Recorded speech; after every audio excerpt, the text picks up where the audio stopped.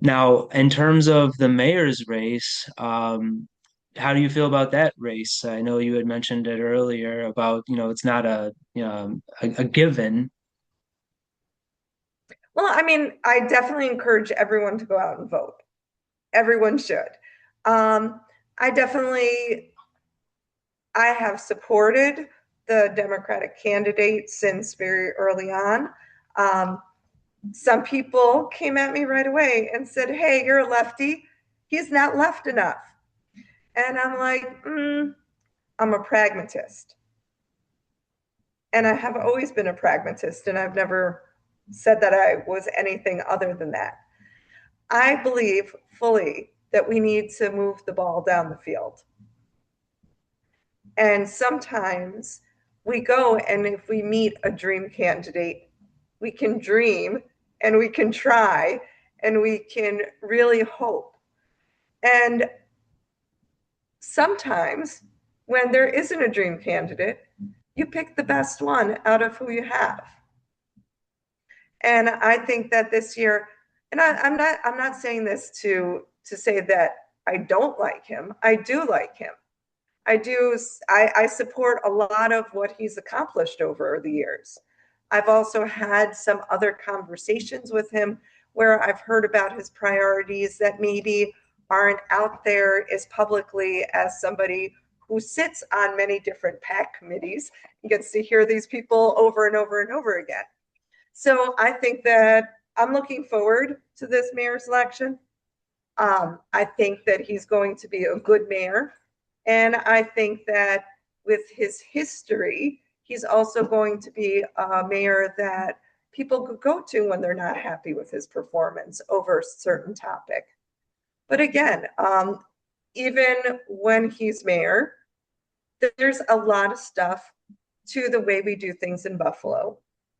And there's no way you can snap your fingers and boom, all of a sudden the history is gone. There's no patronage. There's no police union. There's no, and I'm not saying that against unions, but police union that is fighting very hard to maintain certain things that maybe they should let go of. And I'm not talking about protection, contractual protections, but right now we have a policy in the city where police are put in bad situations, where they're going and having to deal with things that they're not trained to deal with. You know, like we have an expanding homeless population or unhoused population. And in my neighborhood, we have one of the highest opioid usage in the county. And so police come, they're not social workers. And they come today and they get people to move along. And guess what? Tomorrow they got to come and get people to move along. And the next day they come and ask people to move along. And that doesn't really solve anything. And it would be frustrating if that was my job to ask somebody to move along every day, knowing that it doesn't make their lives better or the people who are calling on them. That here, this quality of life problem is just a persistent problem. And I don't really want to go and bother these people anymore. And I know it's not going to be a permanent solution. I mean, I would get a little disgruntled myself. Like, you want to be effective at your job, and we're not setting up anyone for success. Not the people who are experiencing what they're experiencing, not the people who have to provide services. So I'm looking forward to seeing some shifts in priorities so we can get to root causes of things and really address housing, address poverty, address the drug usage and treatment facilities and mental health issues, and really make sure that people are getting what they need so there is more solutions than let's just call the cops.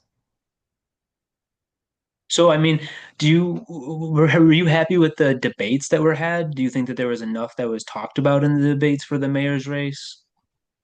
I haven't gone to any post primary, but I did go to a lot of them pre primary. And honestly, I did not love the debates. They were highly effective in getting the win that they did. But I kind of felt, honestly, that it got a little petty, that there were two folks arguing with each other, really didn't care what the question was, really didn't care what anyone else said. They were just disputing each other in a kind of petty way. I And understand what you're saying. yeah, it might have made for fun snippets of TV, but it didn't really get to issues, right? So I I actually, having done PAC committee interviews with both Democratic candidates, I heard so much better from them when they were sitting in a room without each other than I did during those debates. And it really was what they said in the PAC committee that that definitely moved me in a certain way. That's a very interesting perspective. It's always better to talk to people one on one, I think, probably in a lot of situations, maybe as well. And I think maybe that's a good way to tell people they should contact their local elected officials when they have problems too, because you're more able to connect with them and give information and receive information of resources you might not know about too. Mm-hmm. I totally agree with you. I see that there's not contested for the sheriff's race. It's only Republican and conservative. Do you have any thoughts on that at all? You know what? I was spending so much time on the school board that it wasn't until I guess I kind of knew that out of the back of my head, but it was a conversation I had this week with someone else that when we were talking about it, I'm like, yeah, you are right. Like, and that is very disappointing. That is very disappointing. I think one of the problems, and I have to say, this is props to you. I think it's very disappointing that since we live in such a democratic city, or since I live in such a democratic city, that we don't even have a real two-party system in the city of Buffalo. And I don't necessarily want the other party to be expanding greatly in the city of Buffalo, but I do want there to be more options. And this is where my props to you come in with the ranked choice voting that you've been talking about since, I don't know, it's been quite some time. And It's been around for a long time. I only just try to uh, parrot the talking points. No, I just try to get different perspectives. So I'm glad that you well, like the I idea of mean, ranked choice voting. you were one of the first people I've ever heard about it from. And you're definitely ahead of the curve in Western New York for knowing about it and understanding it. And I think that what we see in New York City is another reason why it's so important that this is statewide. Um, Looking into the future with politics, when we're talking about the governor's race, which I believe is next year, Absolutely, yeah. you know, I have a lot of feelings on the governor's race, but um, one of the things is like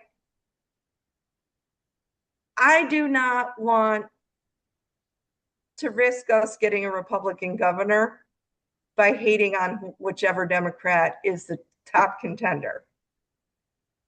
And I personally, and I know that people would be shocked. I personally like Hochul. I do. Not as a person. I don't know her as a person, but but I personally like her as governor. There's been a lot of good things that are both environmental and for public education that got passed and that she signed off on. And we're, the schools are better funded than they've been in my 24 years as a teacher. So there's a lot I like about her. And the parts that I don't like about her I've also not liked about pretty much every governor before her as well. So, which comes with the job. You need wealthy donors if you're going to be governor, unless we get election reforms that change that, right? So I don't necessarily like some of that stuff that goes along with it. Um, but overall, I feel like if she were a man making the exact same calls on everything, they would not be hated on the way they are now. And that really bugs me because I think that she's probably the best governor that I've ever lived through. I really believe that. And so I'm not saying she's perfect. I'm not saying I want to marry her and spend every day next to her.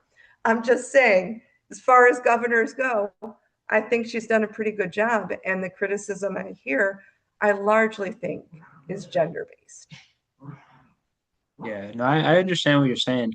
Um, so I like that you had mentioned about the ranked choice voting, and also I want to kind of think about how could that help with Democratic primaries? Do you think that it could help with Democratic primaries? And the reason I'm really asking this is because we don't really see a whole lot of younger people getting into politics, and does that kind of hinder having more Democratic support for the candidates that are running as Democrat? Yeah, I'm not really sure. I'm not as knowledgeable as you are about whether this has turned around any kind of voting base in other areas. It seems to have generated a ton of excitement in New York City.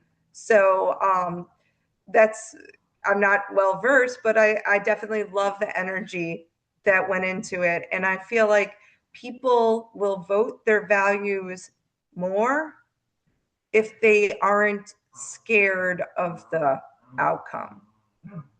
Like, because it does come to a choice sometimes. Like, I didn't love our Democratic choice for president. I liked our Democratic choice. I didn't love it, but then I definitely didn't want what happened, right? So if we had ranked choice voting, then you could vote who you actually really think is great, and then still not have that same fear. And I feel like this is why we've gotten so polarized in politics, is that we don't we have to pick the lesser of two evils every single time, and it gets tiring. Who wants to pick any evil? We want to pick who we can dream about, right? And I think that that is what ranked choice voting does, is it lets us get out of that box of picking between the lesser of two evils.